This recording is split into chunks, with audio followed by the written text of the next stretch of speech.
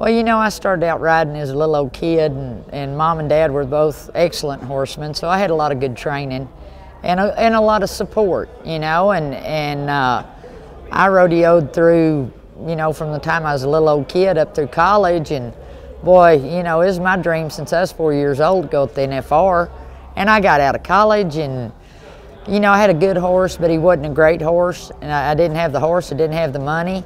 And so life happened, you know. I ended up getting married, and I was a pharmaceutical rep for about 24 years, and about 35, I kind of figured that dream was over. You know, when you look at the median age of the professional rodeo cowboys and cowgirls, I was kind of a bit over the hill, and all of a sudden I looked up one day and I had me a really nice horse that I'd raised, and we had pretty well done everything we could do in the barrel racing side of things, and he had not reached his full potential, and I felt like it was my job to see that he got to, you know, reach that full potential and see just how great he could be.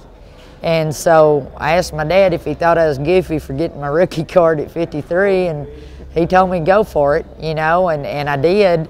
And we had a really cool year. You know, our rookie year, I made about 130 runs and 70,000 miles, just me and Harley and Wrangler. And then, you know, we got to come up here last year, and I was walking out in the arena, and I telepathically sent Harley a message. I said, dude, I got Thomas and Mack dirt on my boots this year. Next year, you're getting it on your shoes 10 nights in a row. And by golly, it didn't start out too good. I went up to Denver and took a spill and got stomped on and busted a couple of ribs, and got home and was kind of healing up over that. My dog run off. She decided she didn't want no more road, and so you know, I thought I was 10 foot tall and bulletproof, and after about 3 weeks I went to San Antonio and I took a real spill there. I busted 4 ribs, and I mean, I compound busted them, and it took about 8 days for one of them to line back up before they could even start healing. So had a real good friend of mine, Charlie Allen, down at Stephenville, and he told me, he said, Lynn, you are not running barrels again on Harley until I tell you you can. I said, oh yeah? And he said, yeah, and I said, what are we gonna do in the meantime? He says, you're working out. I lost about 30% of my muscle mass my rookie year living on the road, because you know, you don't get enough sleep, you don't eat right, and I did it the hard way. You know, it's just me and Harley, and I probably worked harder and sacrificed more than I had for anything in my life, but there wasn't a minute of it that felt like work, because I was fulfilling a dream that I had had for a long time. And we didn't miss the NFR by much last year. And this year, you know, after Denver and San Antonio and being out and everything, I didn't win a dime until Sonora, California in May, or right there the end of April, 1st of May. And I hauled Emily Eford with me. We went to Guyman, Oklahoma, and then went out and hit Sonora, Redding, Hayward, and on up to Canada, hit Falkland, BC that weekend.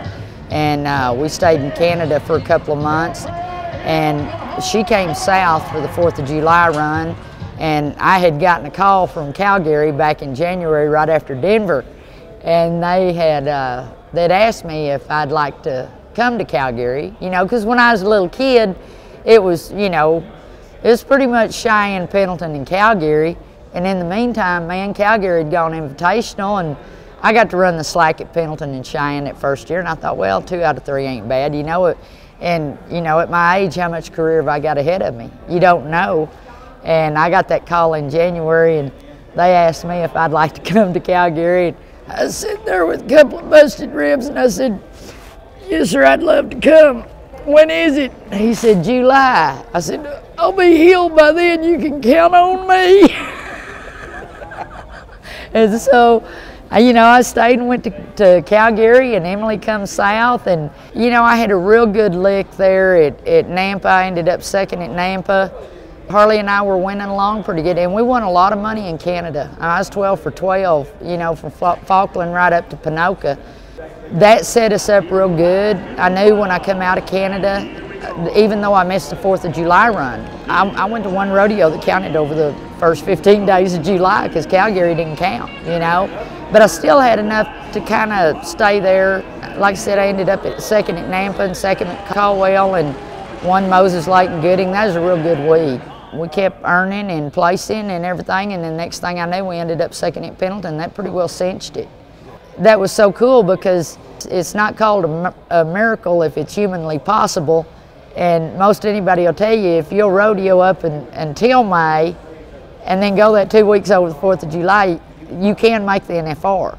But to miss the first 5 months of the year and the 4th of July and still make it, I kind of did it backwards a little bit. But you know, it's God's intention that I be here because in my opinion, that's the only way it happened. You know, if it hadn't been for, it was just meant to be. The action here starts before the rodeo ever starts. I mean, we had the opportunity to come in here and get our horses in the pen and come down the tunnel and, and let them see the Thomas and Mack. And I was just in awe of the amount of energy on the floor of the Thomas and Mack when there wasn't anybody in the grandstands and half the lights were off. But it's just, it's just so electrifying, even at that point. I mean, several days before the NFR even starts, and that was really cool, and you've got your contestant check-in, your orientation, and then, we got to go out to South Point and walk across the stage and be introduced. We picked up our back numbers and our NFR ring. Notice I've got it on my left hand. Yeah, I called my ex-husband the other day and I told him, I said, well, same thing happens to me, happens to a lot of people in Vegas. He says, what's that? I said, I got married. He said, you what? I said, yeah, me and Harley, we've been living in sin for 10 years. I finally made it official. Put my NFR on my left hand, NFR ring on my left hand. So, yeah, we had a good time. And, just being able to rub shoulders with people that you've seen on TV for a lot of years is really cool, And we had the ladies luncheon and style show that benefits Cowboy Crisis Fund, today. And anybody that's a rookie to the NFR gets to be in the style show. Notice I say gets to be. It's not mandatory, but it is a pretty good obligation. So we got to, wear a bunch of cool clothes, and I had my modeling debut today, and I actually maybe signed up by a dance troupe or something. They said that they were very impressed with my moves on the runway. So maybe if me and Harley, use some of them moves on him, maybe we can get around in barrels. Well, the NFR is something else now, let me tell you. And it is. It's like I said, I dreamed of being here at 4, and I got here at 54. And we started out really good, and we drew good on the ground that first couple of rounds, and come in here and we really made some pretty nice runs and cashed us some checks. It's kind of hard going back 10 runs in the same pen. And with the Thomas and Mack being as tight as it is, Harley was wanting to kind of tighten up on me pretty good. And I'm not sure that, the adrenaline and the energy, it's an intimidating place to be, and you can psych yourself up to the point of psyching yourself out. So I kind of kept going back. He just kept getting a little shorter and a little shorter on 3, and I kept trying to drive him up in there. Man, I wasn't getting her done. You can second guess yourself a bunch, but I just tried to go back to how did we get here? Because the thing about it, and I told my ex-husband Gary late last year, my rookie year, and we'd gone hard. And I told him, I said, you and I were married 19 years and didn't spend as much one-on-one time together as me and Harley did in 9 months.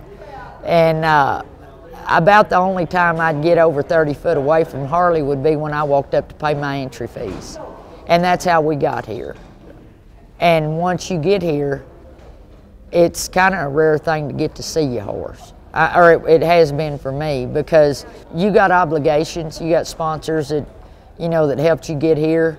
And there's just so many demands on your time that it's really not like any other rodeo you'll ever go to. I mean, anywhere I've ever been, I've spent the bulk of my time with Harley. And that's not the case here. And it does change the dynamics of your relationship with your horse. It has for me and Harley. He's like, well, where's my mama? Where'd she go? And then all of a sudden I blow in there and I gather him up, and here we come to the to the Thomas and Mack, and he's in his stall out there for, 30, 45 minutes, and then I'm taking his buddy away to go do the grand entry, and then I bring him back and get Harley, and then and it's just, like tonight, I loaded him up and took him home, and Jan Burns is up here helping me, and she's there with him, and she's mudding his legs and doing all the after run stuff that I normally, would do. And so it really does change things. And I didn't realize coming here that that's what it was going to be like. So I didn't have the opportunity to prep him for that separation. And knowing, I've been here now, I know a little bit more about what's going on. And, next time I'll be able to prepare him ahead of time for the change and the transition emotionally and mentally that he and I both have to go through, because I'm not used to, to being around people all day long either. I mean, it's either him or the windshield. I'm usually on the cell phone, I won't lie to you about that. But as far as being face to face with people a bunch, I'm normally I'm not. I've loved it. I love the autograph signing sessions. I love getting to meet the young people, that are coming to those autograph signings, and and there's so many people there that are my age, maybe not even quite my age, but the older crowd that's saying, man, you give me hope. You give me, between me and Mary Walker, we've kind of given the over 50 group something to hang on to. And I was telling them the other day, I said, we don't kill our dreams. Our dreams die of neglect and starvation. And my advice would be, whether it's rodeo or something else, we've all got a dream. We've all had one at one point or another. Keep that dream alive. I mean, you might have it on CPR and feed it a nibble once a month, but don't let it die, because you never know when things are going to line up, in such a manner as to allow you to pursue that dream.